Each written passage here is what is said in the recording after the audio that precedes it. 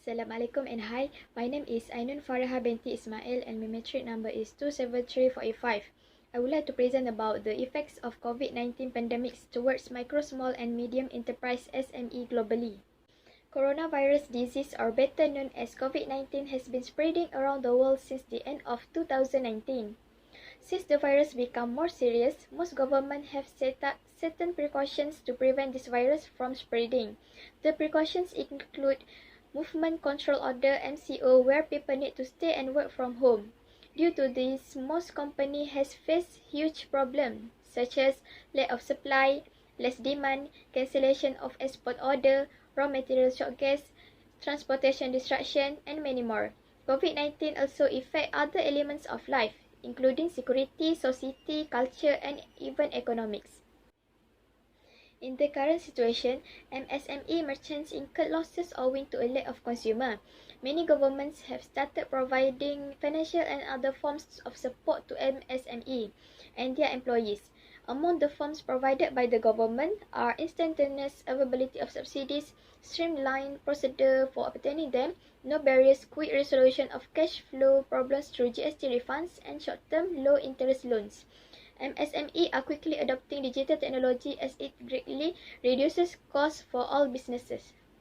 Next, data and findings. For this part, we make a finding for several countries whose MSME got affected by COVID-19.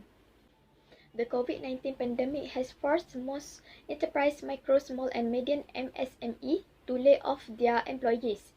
Most MSME are experiencing critical financial difficulties in which they can no longer afford to employ their employees. This encourages micro, small and medium enterprise MSME to lay off workers regardless of whether they are permanent or temporary employees. The table shows the percentage of firms that reduce their number of permanent employees by any percentage after a pandemic outbreak and the percentage that reduce their number by more than 40%. It can be interpreted that Bangladesh, Malaysia and Mongolia had to lay off not only temporary workers drastically but also lay off or reduce permanent workers. And this is different from other ASEAN countries where they prefer to lay off temporary workers. In addition, in the first half of 2020, sales revenue for micro, small and medium enterprise MSME decreased compared to the previous year. This happened following the COVID-19 pandemic that hit globally, especially in ASEAN countries. The table shows the percentage reduction in firm sales revenue in the first half of 2020.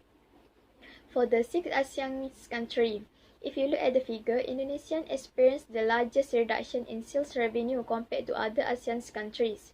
The reduction in the country's sales revenue exceeded 44%, a total of 44% out of 76% decline in Indonesia's sales revenue, and this is the highest compared to Bangladesh, 26% out of 19%, India 36% out of 78%, Laos PDR 24% out of 76%, Mongolia 27% out of 68%, and Pakistan 28% out of 82%. We also make findings in Kerala, India about most sectors in SME that got affected by pandemic COVID-19. The most severely impacted industries overall were those in the food processing, hotel, furniture, textile, and export-oriented industries. As we can see, all the sectors' sales decreased during the lockdown, but after the lockdown, the sales increased. For the discussion part, we propose 4 policy approaches to assist MSME in relieving their pain. First is the protection of employees and information accuracy. MSME need to pay special attention to employee health and safety during the current health crisis. MSME must adhere to national social rehabilitation guidelines in this time of global health crisis to ensure minimal human contact and a clean workplace.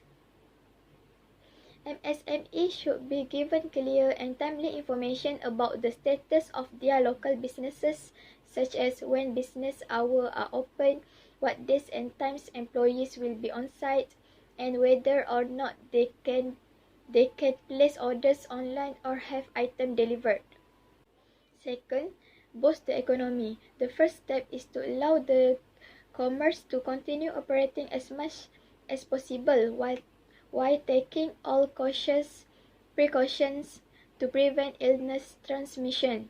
This will assist to keep many failing MSME afloat while also stimulating the economy. Next, businesses might focus on providing online ordering service with home delivery, especially for restaurants, bakeries, and shopping malls. Third, there is a need to provide various incentives to customers in addition to lowering online fund transfer fees to encourage local individuals and companies to utilize online banking. As a result, transaction expense of the business will be able to reduce while the transaction process simultaneously speeds up. Third, income and employment support for MSME. Granting loans to this enterprise could be considered by the government to confront the growing issues. For payment affordability, such loans might be issued at low interest rates and provided with long-term payback terms. Employees may now work from home and avoid personal touch. MSME must adopt cooperation to mitigate the impact of COVID-19 outbreaks on their enterprise. Fourth, planning and resilience capability. It's important to plan and learn from mistakes. To avoid large losses, businesses that plan to resist COVID-19 will likely be able to continue their operations. Other than that, build resilience capacity. Companies must develop the ability to bounce back quickly and effectively. As a result, MSME can better withstand natural disaster if their capabilities are improved. In conclusion, it is challenging to determine the total effects of COVID-19 on the SME sector since it varies according to the rate of infection and patient recovery. The existing movement limitation imposed in different locations and the legislative actions in various nations.